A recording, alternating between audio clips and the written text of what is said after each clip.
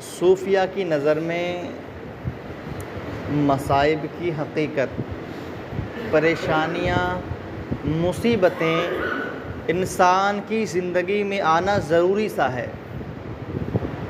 تکلیفیں، کبھی دکھ، کبھی پریشانی، یہ انسان کی زندگی میں ضروری اور لازم سا ہے۔ آئے دن انسان کو تکلیف کا سامنا کرنا پڑتا ہے، تو اس کا مطلب یہ نہیں کہ تکلیف میں ہے تو اس میں ہمارا گھاٹا ہے، ہمارا نقصان ہے۔ بظاہر ہمیں لگ سکتا ہے کہ ہمارا گھاٹا ہے، ہمارا نقصان ہے، لیکن صوفیہ کی نظر میں کیا ہے وہ دیکھیں۔ حضرت جنید بغدادی رضی اللہ تعالیٰ عنہ، یہ کوئی معمولی شخص نہیں ہے، تصوف کے امام ہے جنید بغدادی۔ تصوف میں ان کا اہم کردار ہے جنید بغدادی کا۔ تو ان کا قول، ان کا فرمان کیا ہے؟ حضرت جنید بغدادی کیا فرماتے ہیں وہ دیکھیں۔ فرماتے ہیں مصائب، جو مصیبت کی جمع ہے مصائب، فرمایا عارفین کا چراغ ہے یہ، یعنی اللہ والوں کا یہ چراغ ہے۔ جس طریقے سے چراغ کی روشنی میں انسان اپنی گمی چیز کو تلاش کرتا ہے یا اپنی تمام ضروریات کو پورا کرتا ہے، اس اجالے سے اپنے آپ کو مانوس کرتا ہے، تو اسی طریقے سے مصائب جو ہے یہ عارفین کا چراغ ہے، اللہ والوں کا یہ چراغ ہے، مصیبتیں آنا۔ اور فرماتے ہیں مریدین کی بیداری ہے یہ۔ جب انسان تکلیف میں ہوتا ہے، پریشانی میں ہوتا ہے، تو بمقابل صحت مندی کے تکلیف میں خدا کو یاد زیادہ کرتا ہے۔ بمقابل صحت مندی کے انسان، صحت مند انسان ہو تو اللہ کا ذکر نہیں کرتا اتنا، جبکہ وہ تکلیف میں ہو تو اس کی زبان پر بے ساختہ ہی اللہ کا نام نکلتا ہے، بے ساختہ بھی اس کا زبان سے نام اللہ کا نکلتا ہے۔ لیکن ہونا تو یہ چاہیے کہ جس طرح انسان تکلیف میں خدا کو یاد کرتا ہے، ویسے ہی خوشحالی میں بھی یاد کرنا چاہیے۔ لیکن مریدین کا مریدین کی بیداری ہے یہ۔ تکلیفیں آنا، پریشانی آنا، دکھ درد میں انسان کا مبتلا ہو جانا، تو انسان کو اس سے گھبرانا نہیں چاہیے، کیونکہ ہم تو یہ چاہتے ہیں کہ اس میں ہمارا فائدہ، یعنی کوئی بھی کام ہم کرتے ہیں تو ہم اپنے فائدے کے لیے کرتے ہیں، لیکن اللہ جو فرماتا ہے بندے کے لیے وہ بہتر فرماتا ہے۔ اللہ جو فرماتا ہے بندے کے لیے وہ بہتر فرماتا ہے۔ اگرچہ ہمیں لگتا ہے یہ ہمارے لیے اچھا نہیں ہے، ہمیں کوئی تکلیف آ گئی، پریشانی آ گئی، کوئی نقصان ہو گیا، تو بظاہر ہمیں یہ لگتا ہے یہ ہمارا گھاٹا نقصان ہو گیا، لیکن نہیں، اللہ جو کرتا ہے وہ ہمارے لیے بہتر فرماتا ہے، بہتر فرماتا ہے۔ اور مومنوں کی اصلاح ہے یہ۔ تکلیف آنا، مصیبتیں آنا، پریشانی آنا، یہ مومن کی اصلاح ہے، مومن کی بھلائی ہے اس میں۔ اور فرمایا غافلوں کے لیے ہلاکت ہے، جو اللہ کی یاد سے غافل ہیں۔ جب انسان غفلت میں برتتا ہے، جو انسان غافل ہوتا ہے، اس کے لیے مصیبت آنا ہلاکت ہے، کیونکہ پھر وہ اللہ کی ناشکری کلمات کہے گا۔ اگر اس پر کوئی مصیبت آ جائے تو غافل کی پہچان یہ ہے کہ وہ وابلہ مچائے گا، تکلیف میں وہ وابلہ مچائے گا اور اللہ کی شکایتیں کرے گا کہ اللہ نے میرے ساتھ یہ کر دیا، اللہ نے میرے ساتھ یہ کر دیا۔ تو یہ تکلیف میں ہونا اور اس کے بعد شکوہ و شکایت کرنا، یہ غافلوں کی پہچان ہے، اور غافلوں کے لیے ہلاکت ہے، اور غافلوں کے لیے ہلاکت ہے۔ تو فرمایا مومن مصائب پر صبر کیے بغیر ایمان کی حلاوت کو بھی نہیں پا سکتا۔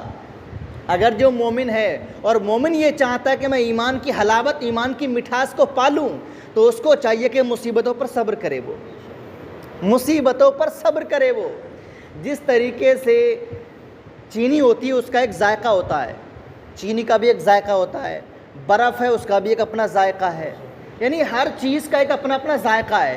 گرمی ہے اس کی جو ہے خصوصیت الگ ہے، سردی کی خصوصیت الگ ہے، تو ایسے ہی ہر ایک چیز کا ایک ذائقہ ہے۔ تو ایسے ہی ایمان کا بھی ایک ذائقہ ہے، ایمان کا بھی ایک ذائقہ ہے، اور ایمان کی جو حلاوت اور مٹھاس ہے، تو فرمایا گیا مومن بغیر مصیبت پر صبر کیے ایمان کی مٹھاس کو نہیں پا سکتا، ایمان کی مٹھاس کو نہیں پا سکتا۔ ارے ہم پر مصیبت ہے، کیا مصیبت ہے ہم پر کوئی مصیبت نہیں آئی ہے۔ اپنے اسلاف کی زندگی کو آپ دیکھیں گے، اسلاف کی زندگی کو دیکھیں گے آپ، تو اب آپ کو پتہ لگے گا کہ کتنی انہوں نے ایمان کے لیے مصیبتیں برداشت کیں، کتنی تکلیف برداشت کیں۔ آپ سلمان فارسی کو دیکھیں، کس کے غلام بنائے گئے، اس کے بعد میں مجوسی کے غلام بنے گئے، اس کے بعد پھر حضور کے پاس میں آئے، تو کیسی غلامیت برداشت کرتے کرتے تب ایمان کا انہیں حصہ ملا۔ آپ بلال حبشی کو دیکھیں، صرف اللہ کا نام لینے پر کتنے کوڑے برسائے جاتے تھے، اللہ کا نام لینے پر کوڑے برسائے جاتے تھے۔ اللہ کا نام لیتا ہے، اللہ کا نام لے کر احد احد کہتا ہے، تو اللہ کا نام لینے پر کتنی مصیبتیں برداشت کرنا پڑتی تھیں، کیسی تکلیف برداشت کرنا پڑتی تھیں۔ تو لہذا اگر ایمان کی جو مٹھاس انسان چاہتا ہے، ایمان کی حلاوت کو چاہتا ہے، تو جو مصیبت آئے اس مصیبت پر انسان کو صبر کرنا چاہیے، اور اس مصیبت پر صبر کرنے میں ہی انسان کی عافیت ہے۔ اگر انسان صبر نہیں کرے گا تو وابلہ کرے گا، اور یہ غافلوں کے لیے ہلاکت ہے۔ اللہ پاک فرماتا ہے کہ اگر جو میری رضا پر راضی نہیں ہے، اللہ فرماتا ہے اگر جو میری رضا پر راضی نہیں ہے تو چلا جائے اور اپنا دوسرا خدا تلاش کر لے جو اس کی مشکل کو حل کر دے۔ اللہ اکبر، غور کریں جملے پر ذرا، اللہ فرما رہا ہے، اللہ فرماتا ہے اگر کوئی میری رضا پر راضی نہیں ہے تو جائے کوئی اپنا دوسرا خدا تلاش کر لے جو اس کا مسئلے کو حل کر دے، اور کوئی ایسا کر نہیں سکتا، تو لہذا عافیت اسی میں ہے کہ انسان کو دکھ بھی ہو، تکلیف بھی ہو، مصیبتیں ہوں، لیکن ہر حال میں اسے اس مصیبت پر صبر کرنا چاہیے اور خدا کا شکر ادا کرنا چاہیے۔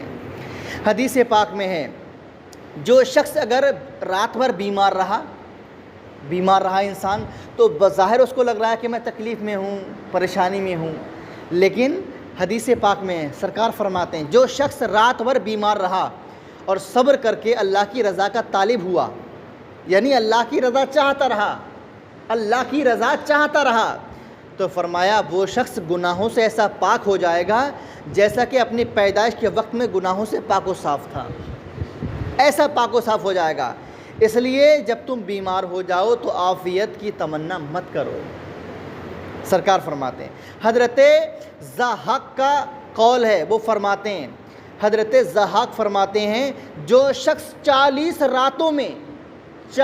راتوں میں فرماتے ہیں اگر ایک رات بھی رنج و غم میں گرفتار نہیں ہوا، یعنی رنج و غم اسے نہیں آئے 40 راتوں میں، تو فرمایا گیا اللہ کے ہاں اس کے لیے کوئی بھلائی نہیں ہے، اللہ کے ہاں اس کی کوئی خیر نہیں ہے۔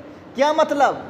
یعنی مصیبتیں آنا یہ اللہ رب العزت کی رضا کی نشانی ہے، اللہ کی رضا کی نشانی ہے، تو لہذا انسان کو تکلیف میں، مصیبت میں، پریشانی میں انسان کو وابلہ نہیں کرنا چاہیے، بلکہ اس تکلیف میں خدا کا شکر ادا کرنا چاہیے۔ اور جو انسان اللہ کی تعریف کرتا ہے تکلیف میں بھی، تو اللہ پاک اس سے بڑا راضی ہوتا ہے۔ تو انسان کو چاہیے کہ وہ اللہ کی دی ہوئی نعمت پر شکر ادا کرے، اور جو اللہ کی نعمت پر شکر کرتا ہے اللہ پاک اسے اپنی رضا کا انعام عطا فرماتا ہے۔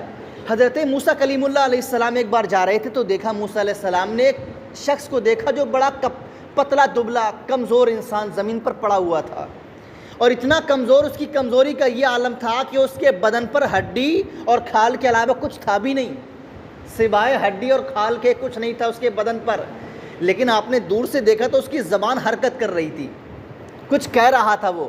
تو موسیٰ علیہ السلام نے سوچا کہ دیکھوں قریب جا کر یہ شاید کچھ مانگ رہا ہے، یہ کچھ کہہ رہا ہے، تو آپ قریب گئے، اور قریب جانے کے بعد اپنے کان کو آپ نے اس کے منہ کے قریب کیا۔ جب منہ کے قریب کیا تو وہ کہہ رہا تھا یا اللہ تیرا شکر ہے، یا اللہ تیرا شکر ہے۔ اور ہم سب کچھ آشائش اٹھانے کے باوجود کہتے ہیں نہ جانے کس مصیبت اور نہ جانے کس گناہ کی ہمیں سزا مل رہی ہے، یعنی اپنے گناہ ہمیں نظر نہیں آتے، نماز چھوڑنا ان کی نظر میں کوئی گناہ ہی نہیں ہے، روزہ چھوڑنا ان کی نگاہ میں کوئی گناہ ہی نہیں ہے، یعنی جو اللہ کی نافرمانیاں ہیں، ٹی وی دیکھنا ہے، حرام کام کرنا ہے، بدکاری کرنا ہے، زناکاری کے اڈے کو آباد کرنا ہے، چوری کرنا ہے، سود لینا ہے اور دیگر برائیاں ان کی نظر میں کوئی گناہ ہی نہیں ہے۔ اللہ اکبر، یعنی ہم گناہ کو گناہ نہیں سمجھتے، اور یہ شیطان کی بہت بڑی چال ہے، انسان کے دل سے احساس گناہ کھینچ لیتا ہے شیطان، اور یہ بہت بڑی اونچی کہا انسان کے لیے ہلاکت کی بات ہے، بہت ہلاکت کی بات ہے۔ ایک تو یہ انسان گناہ کرے تو اسے گناہ کا احساس ہو، اور ایک یہ کہ گناہ کرنے کے بعد اسے گناہ کا احساس نہ ہو، یہ ایک بہت بڑی مصیبت کی بات ہے۔ تو آپ نے دیکھا کہ وہ اللہ کا شکر کر رہا ہے، تو آپ نے اس سے کہا ہے بندہ خدا تو کس بات پر شکر خدا کر رہا ہے؟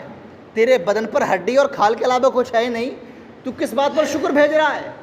تو اس نے کہا کیا یہ کم ہے کہ میری زبان حرکت کر رہی ہے؟ یہ کیا کم ہے کہ میری زبان ہل رہی ہے؟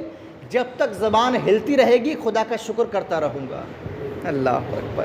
تو لہذا انسان کو تکلیف میں بھی شکر خدا کرنا چاہیے، اور جو انسان تکلیف میں شکر خدا کرتا ہے اللہ پاک اس کی دنیا و آخرت دونوں میں اسے بھلائیاں نصیب فرماتا ہے۔